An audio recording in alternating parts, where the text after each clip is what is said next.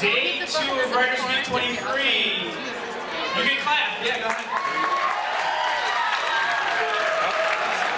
Alright, we got a great period of student performers. Before we get to them, we're just gonna shout out to a few people right now, to Gina Ink, Russ Anderson, who make this whole thing work. Go to the tech crew, the people behind the scenes who make all these wonderful lights come on and the microphone work as well. Go ahead and take a look at the people in the aisle. Your teachers from the English department, go ahead and give them a thumbs up or a nod or a wave or something, because they help make this thing all stick. Then give yourself a round of applause too, students, because we do this for you. You make this thing work. Also shout out to boosters and parents that help contribute to this cause. And then personal shout out to my second hour classic right there. I'll be back in 5 minutes. Alright, and then finally, we're going to get going right here with some student performers. We're going to start out right now with Jade Danford Klein.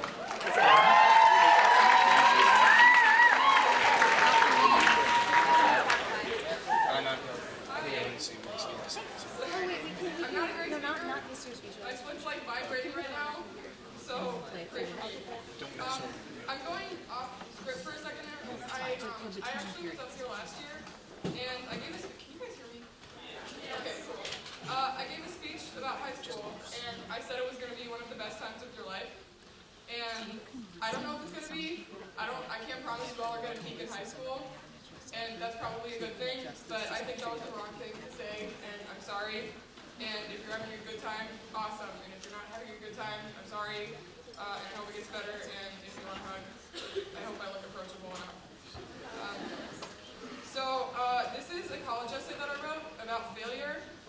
And since high schoolers are sadistic, and I'm writing about screwing up, I figured that you might like to hear it. Also, hi to my mom. I forgot. I'm sorry. Okay. Failure and I have had a long history together. It began in first grade with a relationship that never saw the light of day.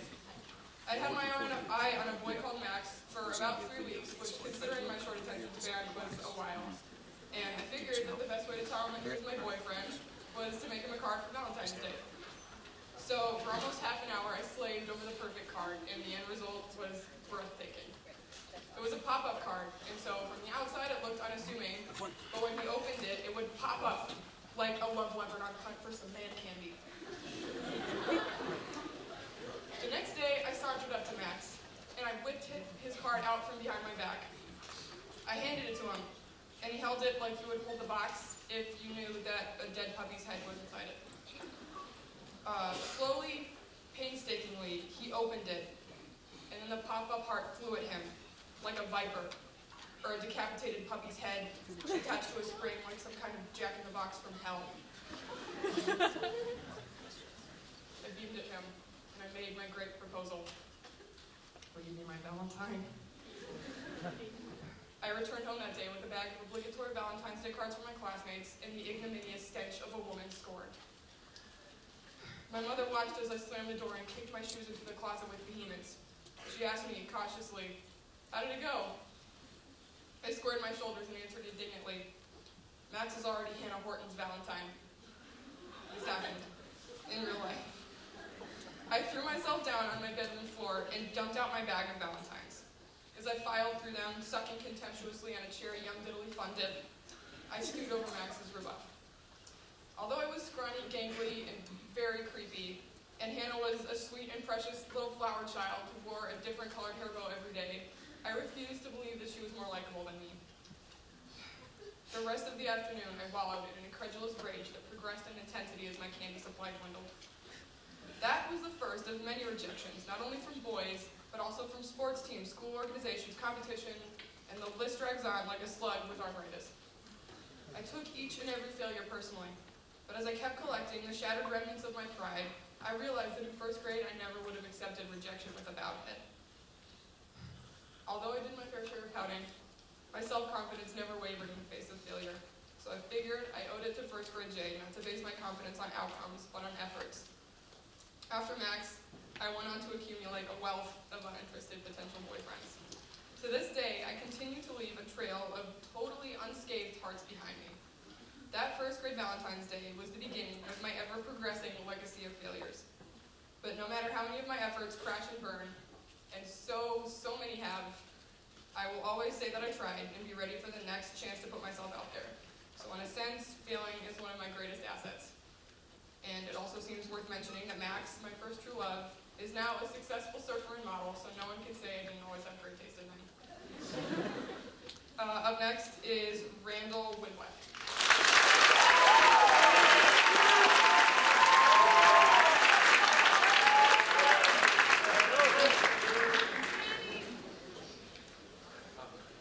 So, I'm not really good at speaking either. Yeah. So, I think pretty much everyone enjoys music, no matter what genre it is. It could be classical, rock, or pop, or whatever. Really, it just gets you through the bad days, so it makes the better ones even better somehow. And I think that's a great thing to have in our lives.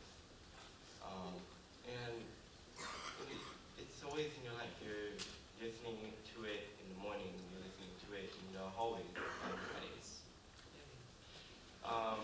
You know, it's a really fun thing, and it's a great thing to also create music, in my opinion. I'm in the choir program right now.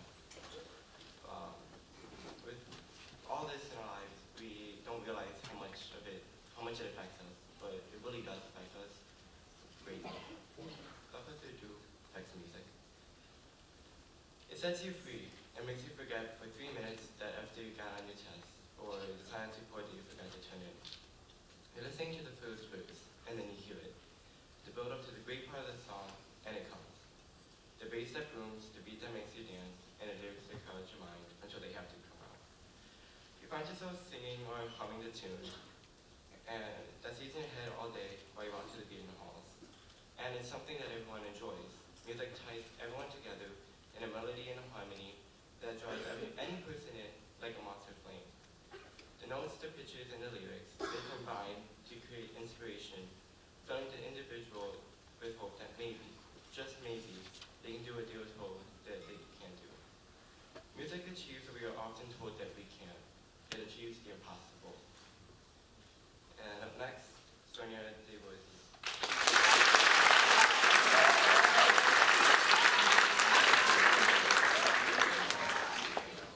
Hey everyone, yeah, it's me. I'm here to perform 2 poems for you guys, and I hope you enjoy them.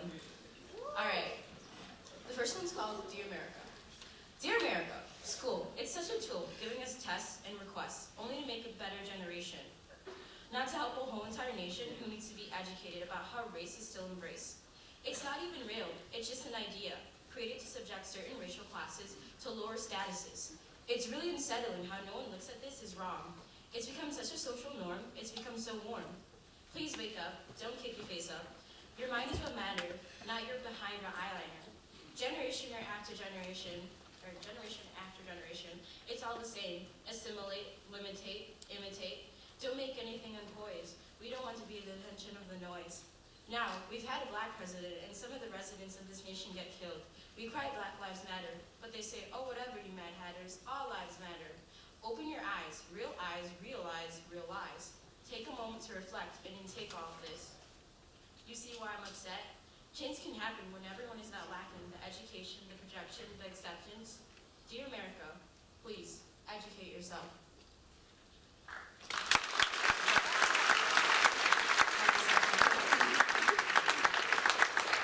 This one's called The Invisible Mask.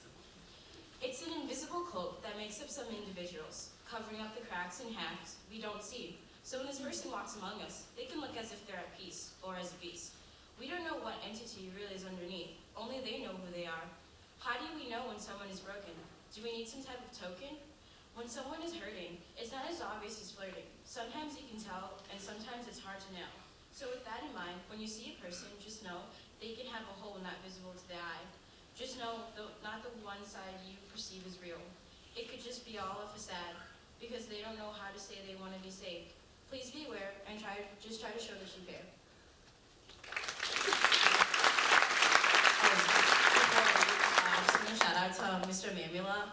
brave he is for like motivating me to like do, well, one of the motivators me to do this, and Emily, my favorite, and Miss Nago for also motivating me.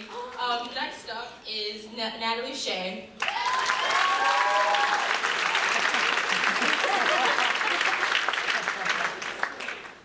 Alrighty, hi guys. I am a senior here at Fremd, and this is my second year at Writers Week, and I am glad to do it my last year. So here we go. Ever since I was a kid, I thought having a sister would be a dream come true. I had my brother, but of course as a kid, I wanted what I didn't have. Growing up, it was just me and my brother, and we both knew that it was just us, and that's the way it would always be. Well, at least that's what we thought. This past summer, I traveled to San Francisco with my family, and little did we know that just outside of the San Fran area lived a family that would soon reach out to ours with some pretty life-changing news. On December 1st, I walked through the doors of my dad's house to be greeted with a "Natalie, hold on, stop right there." I stopped in my tracks, very confused and almost nervous. He half ran, half walked down the hall to the living room with a silly smile on his face. He sat down in a chair, took out his phone, pressed record, and called me over. As I walked over, his laptop was open on a table, and I sat down in front of it. On the computer was a picture of a woman and a little girl. I was really confused as to why a picture of two strangers was pulled up on the computer. Now, the words that my dad said next are words that nobody would really ever expect to hear in their life. He said, "The woman on the left is your 32-year-old sister Samantha, and the little girl on the right is your 6-year-old niece, Adriana." My face went blank. I honestly didn't know what to think of what he just said. Was this a joke? How could this be true? Is this real life? My mind was trying to process his words and create a good response to say, but all that came out of my mouth was simply, "What?" My dad began to repeat himself, and after the second time around, I understood that this news was actually true. A huge smile broke across my face. My childhood dream of having a sister had actually just come true. Obviously, this news brought a lot of questions to my mind, which kind of just started spilling out. My dad stopped me from asking any more questions and went on to tell about the story of how he found out he had a daughter he never knew about. The night before, a man had reached out to my father and told him he had some important news for him. He informed him that he had a daughter that he didn't know, and he went on to validate his statement. This man is Samantha's uncle and is very close with her. He knew that growing up, Samantha had never known who her father really was because her mother, Kristen, didn't even know for sure. At the time, she had an on-and-off boyfriend, so when she found out she was pregnant, she assumed it was his. He skated out on her, leaving her to raise Samantha by herself without a dad. Growing up, Samantha had always wanted to reach out to her father, but never had much success. Recently, her uncle took it upon himself to find out for her. He signed up on Ancestry.com and uploaded her DNA to try to find matches. To his surprise, a 99% match came up, Brian Shea. He then went on to mention the name to Kristen, Samantha's mother, and she instantly knew that he had the wrong Shea. He had the wrong brother. The father of her child was Rick Shea, my dad. This news rocked my dad's world and brought him both happy and sad emotions. He was extremely excited that she was finally able to find out who her father was and that it was him, but it also brought sadness because he had missed out on 32 years of her life. As my dad and I sat there together and talked about it, I realized that truly anything can happen. Life is full of surprises, and I am so grateful that this surprise landed in my family. Any family could have turned a cold shoulder to this type of news and only seen the negatives. My family, though, is very excited to accept Samantha and her family as a part of ours. Our family has now grown in such a unique way, and I am anxiously awaiting the time for us to meet. Thank you.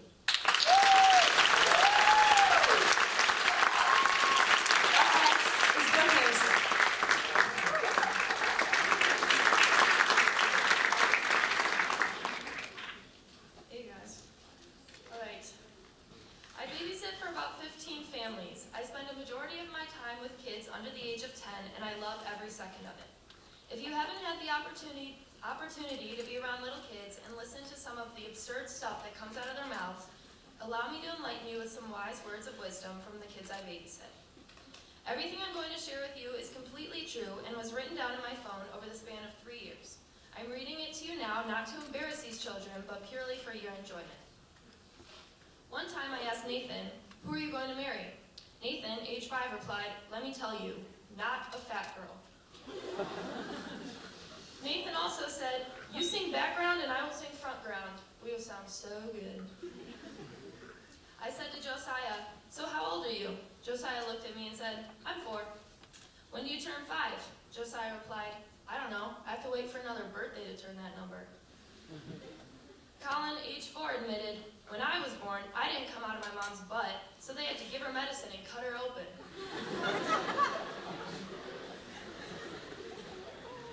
Grace, age 4, explained, "I want to be a seagull when I grow up." I said to Logan, "Logan, I like your pajamas." Logan, age 3, replied with a "thanks." Her dad chimed in and said, "Tell Miss Brooke what you call your PJs." Logan responded and called them Japanese. Another time I was having a conversation with Logan and I asked, "Logan, do you want to be a mom when you grow up?" Logan exclaimed, "No, I want to be a picture frame girl." "Well, what does a picture frame girl do?" Logan said, "She fixes picture frames when they're broken." Logan says some pretty hilarious things because later on that night she told me, last night her breath was smellier than ever. I asked, "Why was that?" Logan said, I drank water from my sink at nighttime because I was thirsty."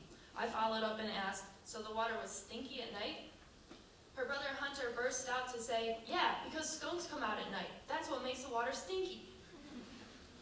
Hunter and I were watching Monsters, Inc., the emotional scene where Sully had to leave Boo in her room. I looked over at Hunter, age 6, as he was repeatedly wiping his eyes, saying, "Oh, I always get so sweaty at the end of movies." I tried to comfort him. "You're crying, that's okay. This is a sad movie." Hunter denied what I had said and continued to say, "No, I'm just so sweaty," as he wiped his eyes like 10 more times. Monty, age 4, innocently asked me, "Do girls fart?" I laughed. Yes, Monty." Then he grumbled under his breath, "Oh, my mom lied to me." It was raining outside and I was sitting at the kitchen table with Leah, age 5, when she asked, "Is there going to be a tortito?" I confusingly replied, "You mean a tornado?" She said, "Yeah, that big spinning thing." Later that week, Leah informed me that mommies feed babies out of their buttons.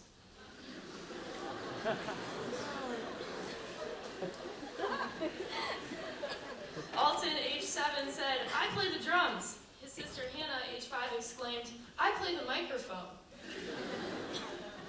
Zoe, age 6, announced, "My mom said if Trump wins, her and I are moving to Mexico, but my dad and my sister, they're going to stay here."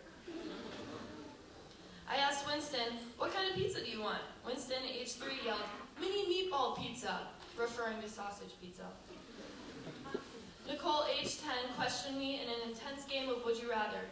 Would you rather do bad stuff and be drunk your whole life, or eat glue? Addie, age 6, said to me, "My teacher always says, give a powder of flaws," as she was clapping her hands in a circular motion, mimicking what her teacher does. "Wait, Addie, do you mean a round of applause?" Addie looked at me all embarrassed and mumbled, "Oh, yeah." I hope you enjoyed these stories as much as I enjoy being with these kids. Children and the hilarious things they say truly light up my life, and I hope they made your day. Now join me and give a powder of flaws to all the innocent and curious kids who really do say the darnest things.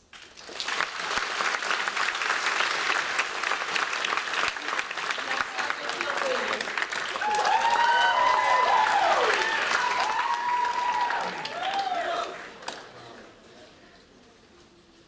Hello. This is scarier than I thought it would be. Really quick shout out to my 13-membered class. Wait, no, 14, sorry, 14. AP Lit class. And also a really quick shout out to my parents for sacrificing almost everything to give me what they couldn't have.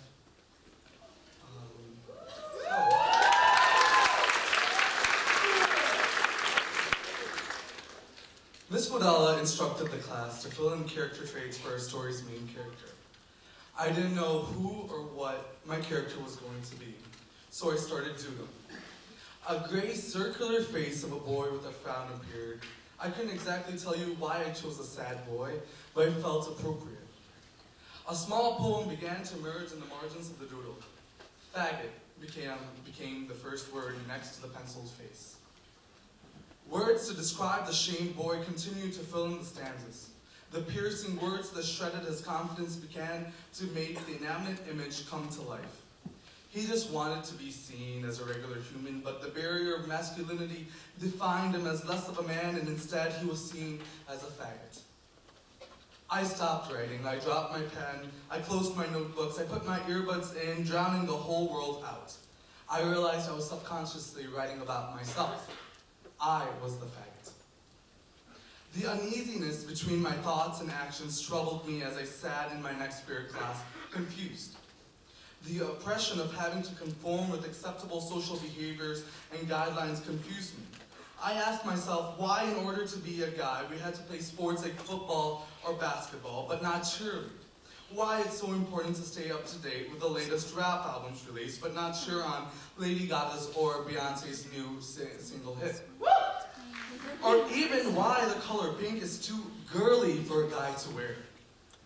In the jungle that's called high school, it is very common to go through the hallway and hear people say, "That's so gay," as an adjective for anything out of the ordinary. In fact, there's always a certain guideline for how to be that perfectly straight, masculine, high school teenage male. And for those that are different, they're in predetermined categories and are simply ridiculed and questioned about their sexuality.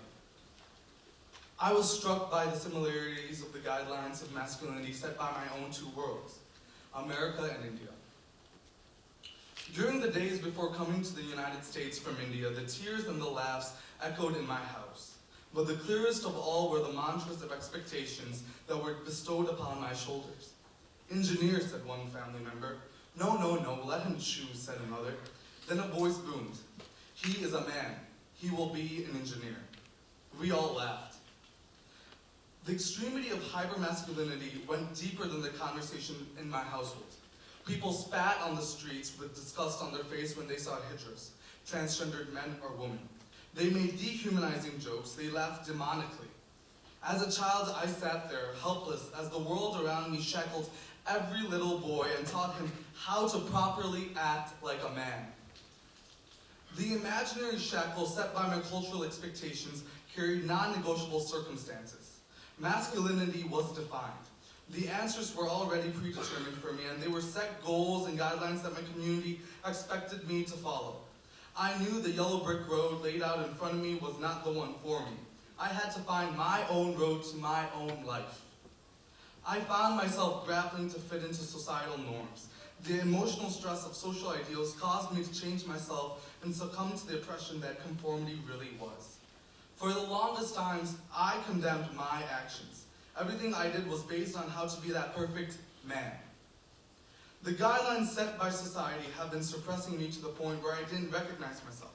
This is not who I am. I had enough. I am not going to be an engineer. I am not going to laugh at hijras. I want to wear my pink shirt without people constantly assuming my sexuality. I want to be able to sing Shakira or Lady Gaga and be joyous without people constantly thinking, "Oh my God, is he gay?"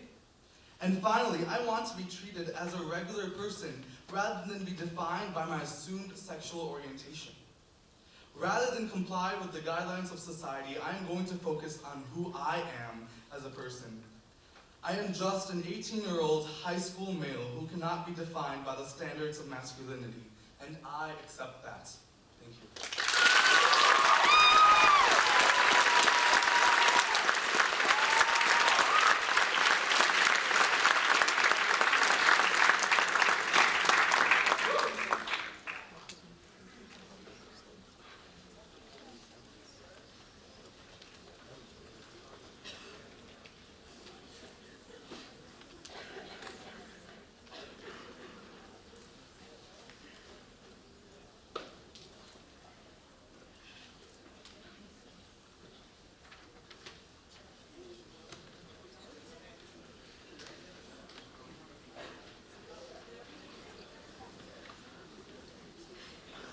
Weren't they great? Give them another round of applause.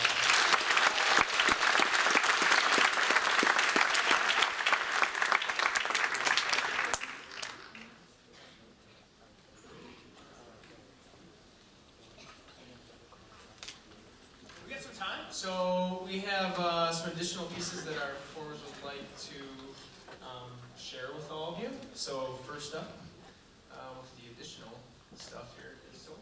Go ahead, Sophie.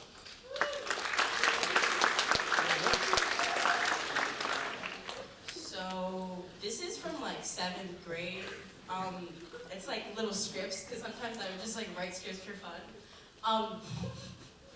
This is called The Ratchets of Chicago, and I hope you guys enjoy it, okay? So, this is episode 1. This is what takes place. Felicia gets into man-candy drama with Shanika. Meanwhile, Lakeisha and Latika run into each other and chaos erupts everywhere. Really, honestly, this was just for fun, guys. I'm sorry. Felicia walks in through the front door office, all upset, storming in the place like she owns. Begins to get loud, calmly, then obnoxiously loud. Felicia, where's my Kool-Aid? Watermelon Andrea. I don't know, girl. Keisha was supposed to be here at 9, and it's checks watch, slurping Kool-Aid, funny way. Felicia looks at Watermelon Andrea, then the Kool-Aid, and scowls at her. Felicia, Watermelon Andrea, are you serious? When you never eat? Watermelon Andrea sucks her teeth. Bye, Felicia. It's already near the elevator. So you know how like in like movies, how like people like, or not movies, and like reality shows, how they have like this screen like for keeping up with Kardashians, and there's like an interview scene. Okay, this is like the interview scene. Felicia shocked. Felicia, she said bye, Felicia. I mean, I don't get me wrong. Wait, I don't even know what's wrong with me. Okay, I mean, don't get me wrong. Watermelon Andrea is my girl, but if we had a couple of more seconds, I would have cut her. Who's she lucky? Scene 2. Felicia turns around and walks toward her desk. Shanika is waiting there. Shanika, why are you with my man? Oh, she's shouting, and she claps in between each words, guys. Felicia, excuse me, you need Jesus. Why would I be with him? I broke up with him a long time ago. Emphasis on a long time ago. This is like the last scene, because like there are people that want to go. Shanika, I know that Felicia Snake looking behind has not been with my man Daryl. Man, these names just Daryl and I have been together for 5 years till she came along. Kira ruined us. I believe Daryl when he said she came onto him. She's Snake, that's what she is, luring people's man. She does not know when to stop. Ooh, Felicia. Yeah, I was with Daryl, but he lured me. I don't even know how he can lure anybody with that same breath. Alrighty, other people.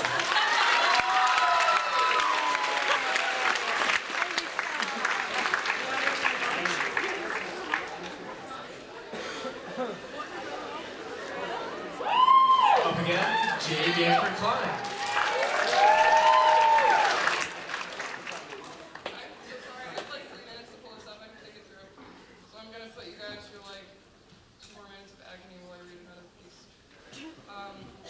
So this was a University of Chicago essay that I wrote. It didn't work, but I wrote it anyway. And it was about, the prompt was find X, and then I did another one about mantis shrimp. Okay, here goes. Since the dawn of civilization, the human race has sought after one answer to quench its unquenchable thirst for knowledge. What is X? After a few thousand years, X remains as enigmatic as ever. It seems that despite our endless technological, intellectual, and philosophical advancements, we will never truly know the unknown. But in our haughty quest for enlightenment, we fail to realize that there is already a creature that possesses the key, and it lies before our very eyes. That creature is none other than the humble mantis shrimp. Our range of vision pales in comparison with that of the mantis shrimp. While we can detect a measly 3 colors, the mantis shrimp detects 16. Much like we can never know what we do not know, we cannot imagine a color that we have not already seen. Unknown knowledge and unseen color surely go hand in hand, and somewhere along that alien spectrum is X. X, simply put, is the unknown, the reply to every question ever asked but never really answered. X is the link between humankind and a higher metaphysical plane, and the mantis shrimp is the gatekeeper. I consider this, and I think about how desperately I yearn to possess the eyes and the insight of the mantis shrimp. I stare at my cactus plant, her name is Pam from accounting, and I wonder what I'm missing. I perceive her as being green with white speckles, but I know that with a mantis shrimp's sprawling optic range, Pam is resplendent, with rich and vivid colors. And I, a simple human with limited sight, fail to realize her true beauty. I wish I could be more of a mantis shrimp for Pam from accounting. But alas, just as she is a prisoner in her immobile cactus bodies, I am a victim of circumstance. Fate has cast me into a human body and denied me the divine abilities of the mantis shrimp. Maybe, if X states that reincarnation follows death, I will have another chance to embody the mantis shrimp. Some souls may have to live many lifetimes in many different bodies before they're prepared for the ultimate enlightenment. Perhaps the mantis shrimp is the soul's final physical form before it ascends to the spirit realm. Perhaps its vision is what bridges the gap between our world and the next. I, for one, hope with all of my might that if I am ever reborn as a mantis shrimp, Pam from accounting and I will cross paths again and I can bask in all her glory before I take X by its rungs and climb the ladder to eternity.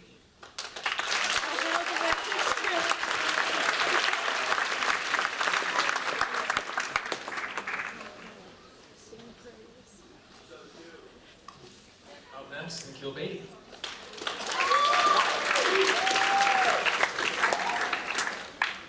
So, this one isn't that super happy, but I wrote this in my creative comp class last year, again with Ms. Fudala.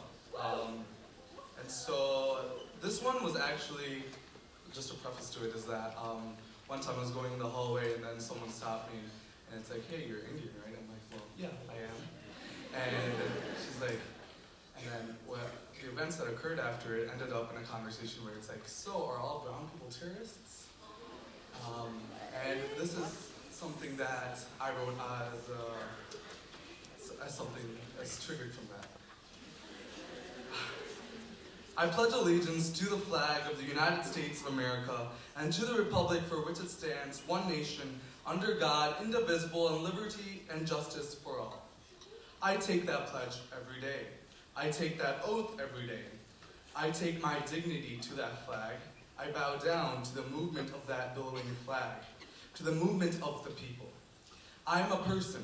I am guaranteed natural rights. I am given freedom. I think I am equal. I am actually a color. I am not guaranteed rights. I should not be given freedom. I am not a human, they think. I am a terrorist. I say the same thing every morning as them, pledging my word to safeguard this promise. I live in the same community as them, I breathe the same air as them, I go to the same school as them, I talk with them, I associate with them, I study with them, I debate with them. I am also a human like them. All in all, one event dictates who I am. That isn't who I truly am. My color is my only attribute. My ethnicity is my only description. My belief is my only crime. This is what makes me a terrorist. We studied together, we ate together, we endured together, we persevered together. How does an action that I did not do make me one of them? Questions unanswered, questions left, questions. I pledge allegiance that I love to the flag that brought me prosperity of the United States of America, land of opportunity and new beginnings, and to the republic that grants me a voice, for which it stands billowing in the breeze, one nation, one stance, under God, whom I solemnly swear by, indivisible, for no partition can be made to my loyalty, with liberty and justice for all, that I am not a terrorist, I am an American. Thank you.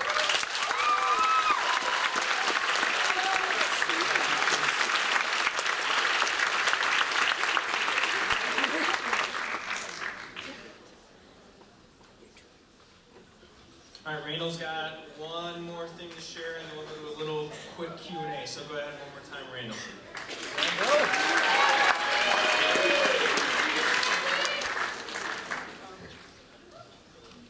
This one was supposed to be for next year, but I was supposed to do it next year, so it's not perfect.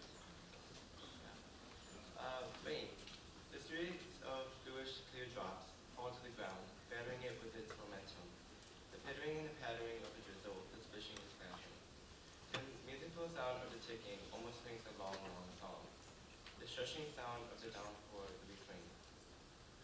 You see the ripples in the puddles, a rain that goes bigger and bigger until it reaches the edge and it disappears. Then the rain stops, leaving the ground darkened. The clouds move on, the wind blowing them away. The colors of a rainbow shine faintly in the sky, symbolizing more sun. The rain is over. Go out and enjoy the night.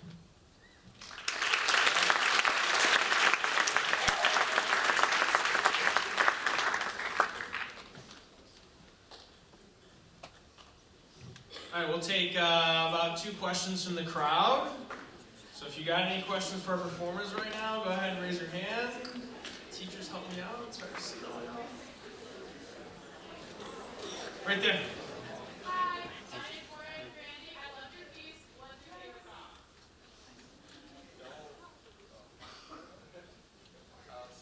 I don't really have one. I guess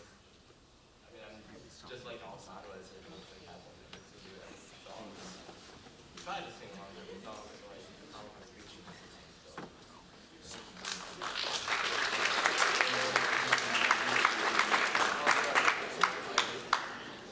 I guess my favorite artist would probably be Sia. Another question from the crowd. We have time for maybe one more. Hey. There.